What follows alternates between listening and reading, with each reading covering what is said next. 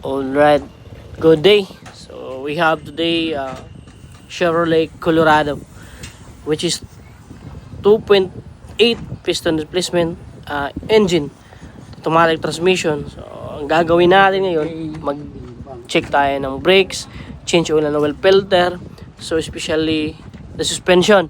So tanggalin natin yung 4 na gulong.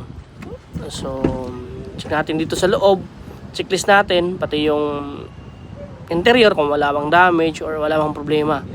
So tignan din natin yung part ng engine kung ano bang pwede natin i-check dito. So especially the filters, the air filter and the pollen filters and the fuel filters.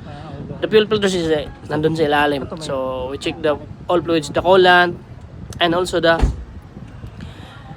brake fluid. So and also the windshield washer fluid. So check natin, top up natin pag kulang. Then check natin yung makina pag wala bang leak. So advise natin kung ano yung pwede gawin or baka need natin i-engine detailing.